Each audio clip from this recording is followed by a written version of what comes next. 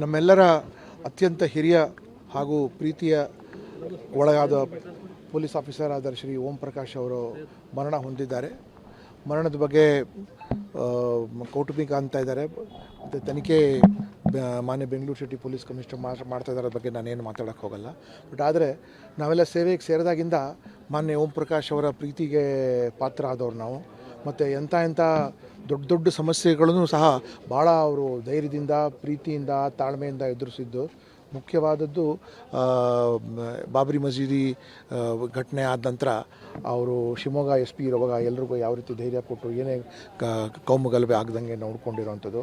ಮತ್ತು 2016ನೇ ಇಸ್ವಿಲಿ police strike ಆಗಿರುತ್ತೆ. ಆ ಸಮಯದಲ್ಲಿ ಕೂಡ ಸರ್ಕಾರಕ್ಕೆ ಭಾಳ ಗಾಬರಿ ಆಗಿರುತ್ತೆ. ಆ ಸಮಯದಲ್ಲಿ ಸಹ ಸಾಹೇಬರು ಅತ್ಯಂತ ತಾಳ್ಮೆಯಿಂದ ಇಡೀ ಪೊಲೀಸ್ ಇಲಾಖೆಗೆ ಒಂದು ಒಳ್ಳೆ ಮಾರ್ಗದರ್ಶನ ಕೊಟ್ಟು, ಧೈರ್ಯ ಕೊಟ್ಟು ಅವರು ಕಾಪಾಡೋದ್ರಲ್ಲಿಗೆ. ಅವರು ಮನೆ ಒಳಗೆ 4 ಗೋಡೆ ಮಧ್ಯೆ ಏನಾಗಿದೆ ಅದು ನಮ್ಗೆ ಗೊತ್ತಾಗಲ್ಲ, ಅದು ಅವ್ರ ವೈಯಕ್ತಿಕ ವಿಷಯ.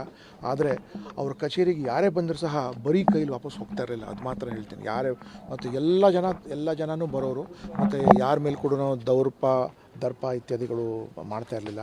ಸಾಕಷ್ಟು ಬೆಳವಣಿಗೆ ಕಾರ್ಯಕ್ರಮ ಡೆವಲಪ್ಮೆಂಟ್ ಆಯಿತು ಅವರ ಸಮಯದಲ್ಲಿ. ಬಟ್ ಸಾಹೇಬರು ಕೌಟುಂಬಿಕ ಕಾರಣಗಳಿಂದ ಅವ್ರಿಗೆ ಏನೇ ಸಮಸ್ಯೆ ಇದ್ದರೂ ಸಹ ಹೊರಗಡೆ ಅವ್ರು ತೋರಿಸ್ಕೊಳ್ಳದೆ ಭಾಳ ಉತ್ತಮವಾಗಿ DG ಪಾತ್ರ ನಿರ್ವಹಿಸಿದ್ದಾರೆ.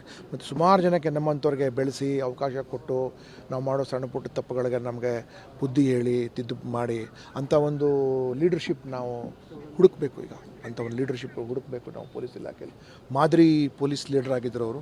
ಸೊ ಇಂಥ ಒಂದು ಲೀಡರ್ಶಿಪ್ ಭಾಳ ಅಪರೂಪದ ಲೀಡರ್ಶಿಪ್. ಇವತ್ತು ಆತ್ಮಕ್ಕೆ ಶಾಂತಿ ಆಗಲಿ ಮತ್ತು ಕುಟುಂಬಕ್ಕೆ ಭಗವಂತ ಧೈರ್ಯ ನೀಡಲಿ ಅಂತ ನಮ್ಮೆಲ್ಲರ ಪ್ರಾರ್ಥನೆ.